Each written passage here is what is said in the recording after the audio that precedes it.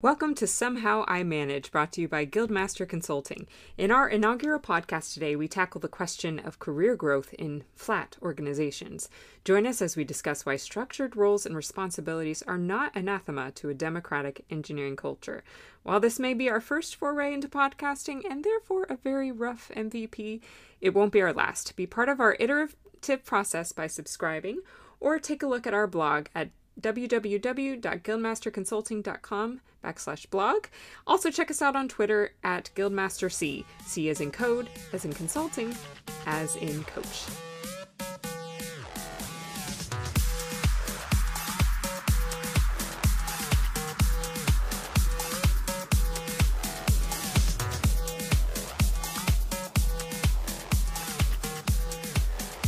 Well, welcome to Somehow I Manage podcast. This is our very first episode, and we are going to be doing it within the span of the time it takes our daughter to nap. That is also the same span as your commute if you are still going into the office, more on remote work in a different episode. Today, we're going to be talking about a question we received from a reader, actually, of our blog. And the question is, hi there. Hi. Would you possibly be interested in writing a blog topic about role clarity and how important it is? In flat organizations, it can become very loose as to who does what, the bystander effect, and also vague as to what your career progression is, as in we're all the same level, so no promotion path. I'd love to hear about ideas for finding just the right balance between hierarchy and organization and democratic flatness and autonomy. I know that could be a huge topic, but wanted to see if it was something you felt strongly about. Yes, we do. And we started having an immediate conversation, and that's when we decided, okay, this can't just be a blog. It needs to be a conversation. Like any good organization should be, it should be like a good conversation where people aren't talking over each other or stepping over each other's roles. There's clear delineation of who's saying what, who's doing what. So with me, obviously, I have John Graham, who is the founder of Guildmaster Consulting. And John, what immediately comes to mind for you when you hear this question? It can get really, I think it can get really confusing for somebody who's asking these questions in an organization. But, you know, the main audience here is also the managers and leaders who are trying to design their organization. And so we need to talk about what leads to this kind of thing and how to avoid it. I think you can see embedded in the question a lot of organizational justice issues. How do I get ahead is not always a question of ambition. It is also like, what is valued here, what matters here, and how can I contribute to that in a way that I'll get recognized? I like that. I wouldn't have thought about that side, the justice side of career advancement, not just the ambition stereotype. That's good. A lot of justice is about making sure the right people get the right job, and we all will prosper if that happens. But there's all kinds of little things that I think are touched on in the question. Let's start with the bystander effect. Yeah, what is that for our listeners who aren't familiar with it? The bystander effect is, and there's actually some controversy over whether the original story around the bystander effect was true. The bystander effect tends to be the more people who are around who might help with something, the fewer people actually volunteer to help because they figure someone else will do it. I want to almost put this in economic terms. In a way, the bystander effect or the inability of a market to fully fund public goods, and we'll get into all that in a second. Yeah, that's the last are the same thing in this instance. So what are public goods? Public goods are the things that if you bought something, I would actually benefit as your neighbor. So a great idea or a great example of a public good is a street lamp. And so if we tried to let the private marketplace fulfill public goods, we would not have enough street lamps because I would just sit around like a bystander expecting somebody else to buy it so that I could enjoy it. The way we solve public goods is we decide, okay, no, we're going to have taxes and we're going to jointly buy enough street lamps. A lot of things that your government does, like the common defense, are all these examples of public goods that we would not have enough of if we just bought individually. You can see this in the bystander effect because there's this thing that may be causing a team a little bit of pain, but because if one person solves it, it's solved for everyone. You tend to underfund the efforts to resolve that small pain if you rely on personal incentives and volunteerism, like a private marketplace of effort. So in this case, management is going to have to divvy up these responsibilities and be explicit about it so that everything is covered. So just so we don't start conflating role definition with taxes, because that's not always a positive connotation, talk a little bit more about the investment model. Like you said something about underinvestment. How is it a reflection of an underinvestment in people if you're not defining those roles in that structure? Are we talking about the career growth? Yeah, because that was also part of the question. I think I am super sensitive to the overly ambitious, possibly toxic individual getting inside an organization and extracting value out rather than putting value in. What comes to mind on this is a really good video by ContraPoints. I think one of her most recent ones, where she points out that good people do need to seek power. And it's very uncomfortable for good people to seek power because that's just something we assume Marxist says, no, I'm not power hungry or anything like that.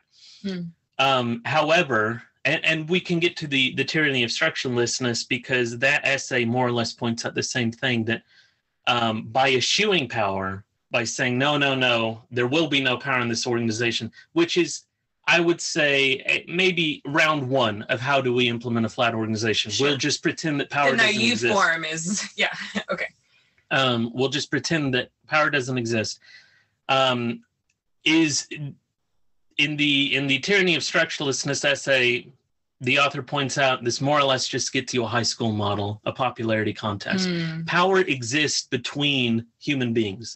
It is impossible to get rid of. So the more that good managers understand that the org structure will set up those power relationships if it's enforced, and we've all been in places where it's not enforced and there's real power brokers and then there's titles. And the more that people will either self-identify as wanting to help others inside an organization or have a vision for the organization that is still bringing us all together and helping us. These are for-profit companies, helping us all profit together, though this would apply to nonprofits as well, helping us accomplish the mission together better. The more people say, it is okay for me to pursue some of these roles, so long as I get the requisite education and the requisite experience and prove that I am qualified. And you need to have checks and balances on this sort of thing, but it's okay, especially in a safe organization that has these positions, there is going to be power positions, and it is okay, if not somewhat important, for good people to say, I need to try that. And it's gonna feel uncomfortable. Because power feels uncomfortable. But you've got to think about the alternative. If you don't pursue it, someone else who wants to extract value out of that organization will be pursuing it.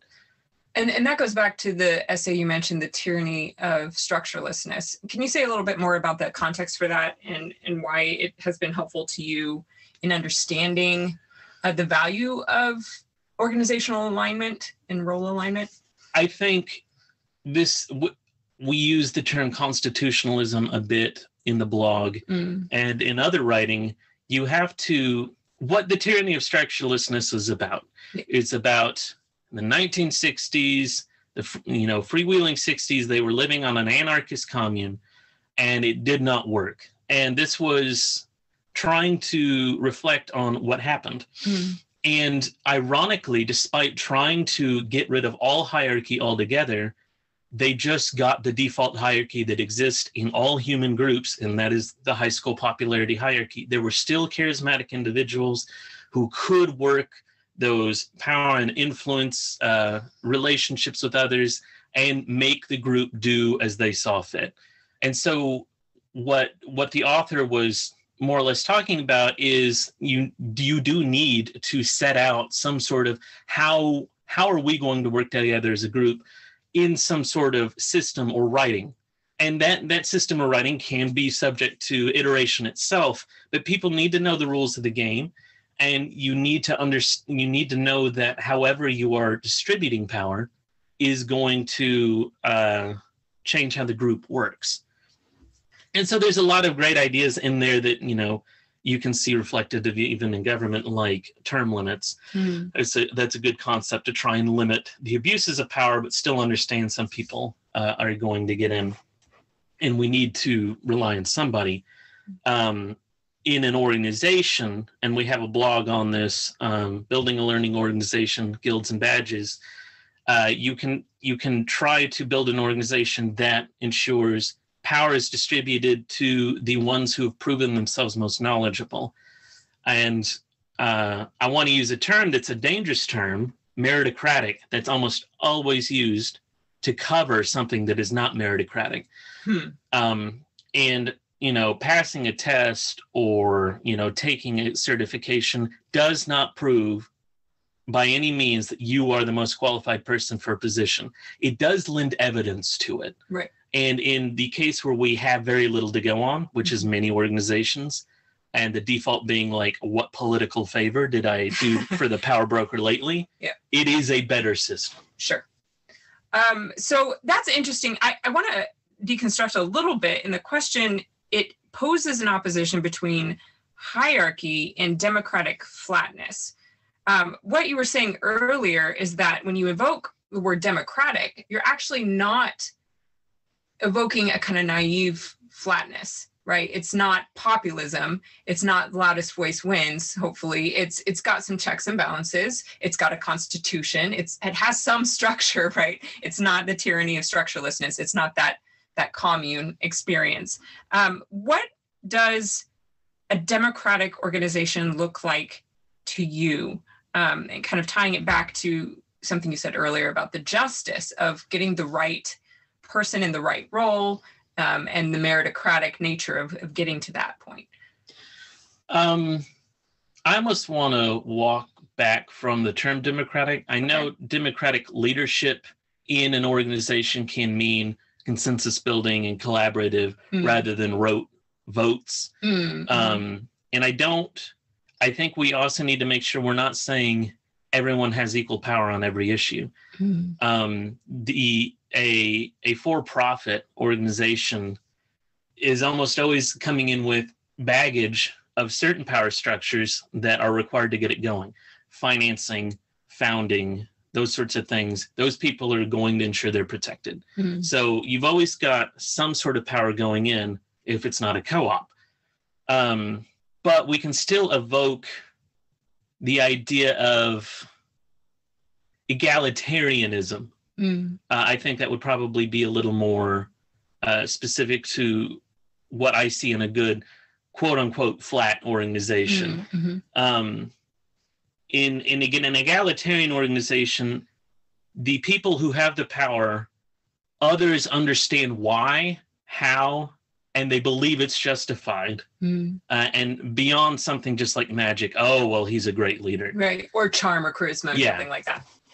And I think, let's talk about organizational justice. One of the most important things you can do firsthand, if you can't guarantee necessarily distributive justice, or you can't guarantee that everyone will believe it's distributive in the short term, maybe it'll take time seeing certain people, their skill, their managerial or leadership skill applied to slowly build their credibility. You can at least ensure procedural justice from the get-go. And that, again, we go back to that badge and guild system of like, this person is in charge because they have this, that, and the other training. And that's what's valuable to us. So anyone can, there's a transparency that if I wanted to be the VP of engineering, I know how. It may take me some time. but I know how. And that lends credibility to the VP of engineering of that person is the VP of engineering because they did these things. Right.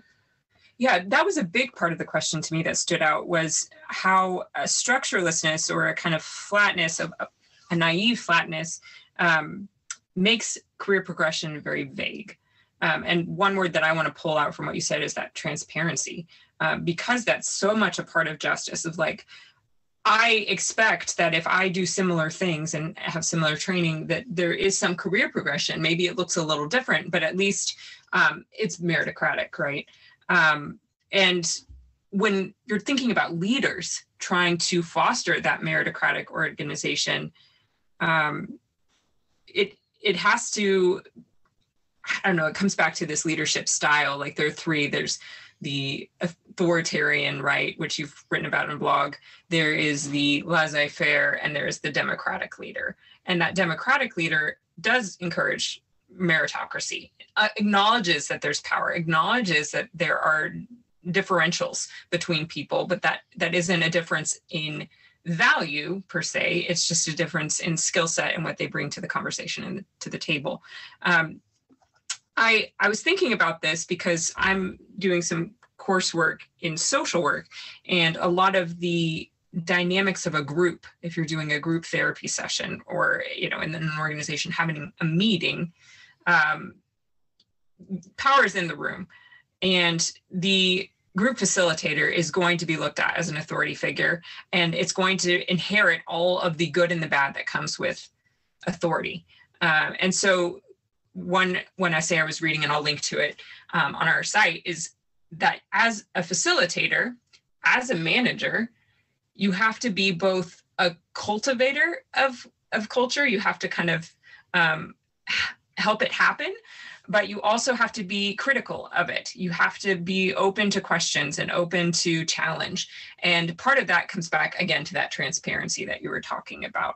That was a long-winded way of saying, if you had advice to managers whose directs are coming to them saying, I don't know what my role is. I don't know how to advance. I feel like we're all on the same level here, and it's really hard to differentiate and to know what my unique contribution to the team is. What would you advise that manager to do or say? I kind of want to cover a couple of other things real quick. Okay. That you brought up. So the authoritarian, laissez-faire, and democratic leadership models, that's a really good way to look at it as almost a spectrum. Mm-hmm. And one thing that it reminded me of is in Hayek's Path to Serfdom, or The Road to Serfdom. He points out that a pure laissez-faire approach to the economy and an authoritarian approach render the same endpoint. Oh, right. Excellent. You will either get fascism or communism, mm-hmm. because monopolies will form, and you'll get on either side. Yeah, it's a governmental monopoly or... Yeah. You will get, the power will concentrate if you do not, the power will concentrate not necessarily in the interest of the organization if you do not continually monitor and regulate it. And mm-hmm. that's kind of that, in that middle form, that democratic form, mm-hmm. In that model. Mm-hmm. In another model of leadership, you have the command and control, coaching style, visionary style, pace setting style, affiliative style, and then maybe one more that I'm not remembering. But there you kind of see those two styles that you mentioned. How do you thread the needle of being the cultivator of culture, mm-hmm. which would be the coaching style? Mm-hmm. You are a paragon of that culture. You are providing feedback to others on how we do things here, mm-hmm. using those values. Mm-hmm. And also a critic, which I would say maybe that visionary style. If you can see beyond it, yeah, you can see what could be better, mm-hmm. and provide that vision and inspiration to changing it. So you can pull from some of those things to see why you should do this. In terms of the nuts and bolts, you have a direct coming to you saying, can you... Yeah, I'll go back and kind of rephrase that. So a direct report comes to you as a manager and says, I don't know how to progress in my career here. It's very unclear to me what my unique role is supposed to be doing because, I have the same title as 3 or 4 other people on my team, and we're stepping on each other's toes. We don't really know what our paths are. Mm-hmm. So what advice would you give to a manager in that position? Well, like most things, it's going to depend. Let's assume that the person is step one. You're going to take a step back and say, like, okay, is this criticism fair? Have I set up these things that I have tried to describe clear paths? If you have, then maybe it's a communication issue. You need to. All right. Well, we have clear paths. Have you looked at this? These documents. Have you attended? Whatever meeting or training on the career progression here. Then you might get some further criticism on, like, it wasn't clear or I didn't understand or something like that. And you can drill down kind of using a 5 whys approach of why are we having this conversation? What failed to help you understand? If you take a step back and like, I don't have anything for this. We don't have a career ladder here and I don't have clear roles and descriptions. Then this person is probably the bravest of your direct reports, and they are all feeling the same thing. And this is a very psychologically unsafe organization because no one knows. If no one knows what success looks like, no one knows what failure looks like either. Oh, that's a great point. And so everyone is afraid of mistakes all the time. And there's no way to establish a collaborative organization because it is intrinsically competitive. You have 4 people who all have the same exact role, and no clear way to get ahead, no clear way to get fired, which means anything can get you fired, and you'll never know what gets you ahead. And it's not a safe organization. You want to score. You want to gamify it. This came up in the E-Myth book. You want to play a game, you want to play a sim business whereby your scoring or a game that you develop as a manager, if people play it well, then we all succeed. So these rules of the game are going to maybe change as you get feedback from what's working and what isn't. But part of this game is people want to know what does success look like, whether they want to grow in their responsibility, or they just want to make sure that they're not going to get laid off. You need to define success, because then once you have these constraints on what success looks like, people can focus there, and that's when they really want the autonomy. People don't necessarily like a lot of autonomy beyond a certain point on the what. They want the autonomy on the how. Sure. They want to know what the group's shared goals are so that they can contribute. And perhaps they have ideas on what those goals should be, in which case you can talk more about consensus and collaboration, but not everybody does. Not everybody's comfortable with that.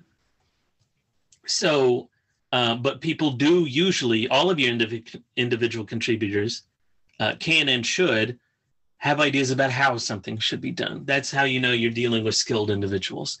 And so autonomy is about setting the goals and then letting them decide how to get things done within certain constraints on values.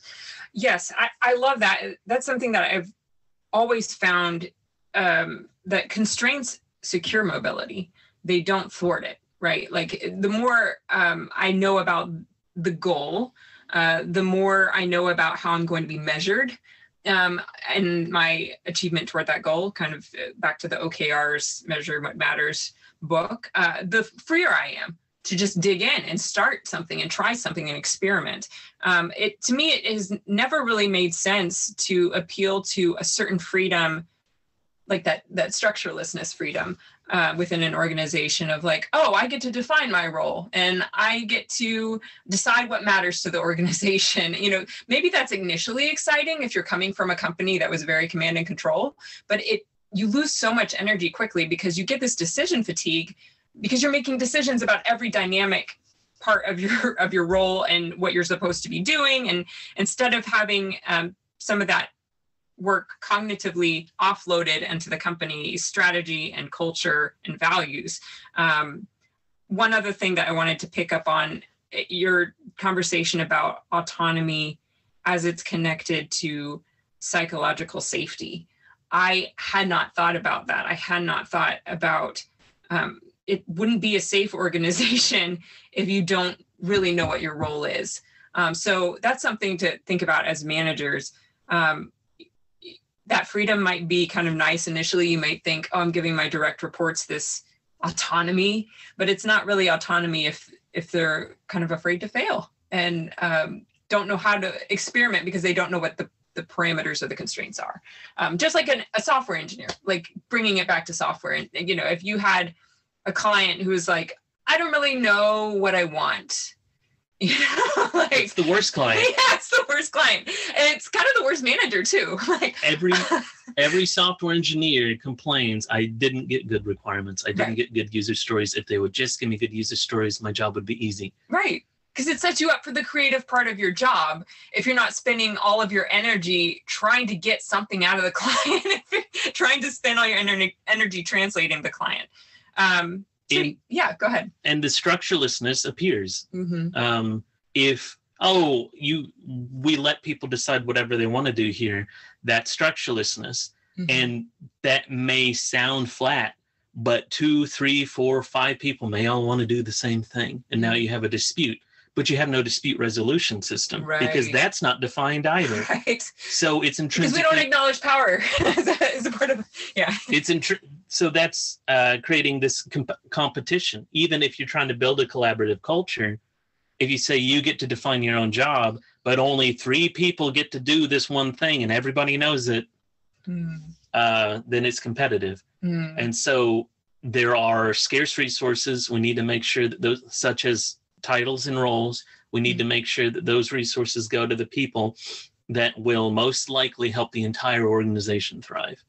And anything outside of that is intrinsically somewhat unjust. From the worst people have it to the best people. And you need to try and find a system that gets more and more just. And what I'm hearing is a parallel between these economic concepts of waste and not wasting resources and this ethical concept of injustice. Like there's a waste in injustice. There's a waste of talent. There's a waste of focus and a waste of the company's resources on a very basic level.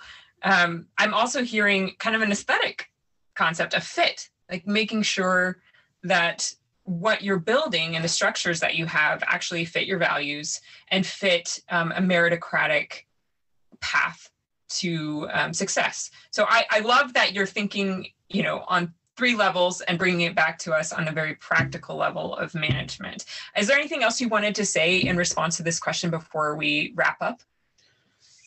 I think the last thing I wanted to mention is there's certainly, I think we get close to some of the stuff brought up in Beyond the Thunderdome, which is that blog post. another blog post on this about the importance of constraints. If you have 0 constraints, let's say that you only have one person in a position. We brought up all these conflict, the conflict of structurelessness. Let's say you only have one person in the position, and there is no structurelessness. There's no intrinsic competition.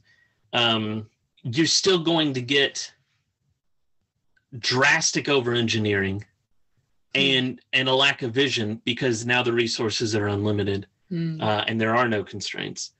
So, and I think unrelated, one last thing I'll bring up just because you mentioned the software engineering metaphor, and we just tweeted about this too. Job descriptions are the APIs of individuals. Oh, yeah. They're the public interface. And autonomy is the private implementation details. It's just like good API design that you want to put contracts and types in place on that job description that define success, but you do not want to go into the details of how. Again, beyond certain value constraints. Yeah, you need the endpoints kind of defined. Is that what you're saying? Well, the public interface helps you know your score. If I fulfill this interface, then I'm doing a good job. The private implementation details is your own personal interest. did I do it efficiently or elegantly, or all kinds of other trade-offs that ultimately matter to you, but maybe not to the organization as a whole. Okay. Because we haven't decided on Right. some strategic value there yet. Okay. I mentioned the overall values because no one is saying, oh, it's a private implementation detail on how many people I stabbed in the back. But certainly there are constraints that we get from our values on how we're going to work with others that do not need to be enumerated. Yes. You may, that's a hiring matter for a different episode. Yes. Yeah. You may, want to put in your job description that a project manager will help facilitate stand-up meetings. But you do not need to put in there that they will not undermine their colleagues. Right. That can just be in a value statement, and that's shared by everyone. And it should not change based on the job. Yeah. Okay. Excellent. I'm so glad you brought up the APIs metaphor. I think we should go into that further in another episode. But I do hear the sound of our child waking up. And so we're going to wrap up this episode. If you like what you heard today, do check out our blog, The Soapbox, and go to guildmasterconsulting.com to read more about our services and products. Thanks.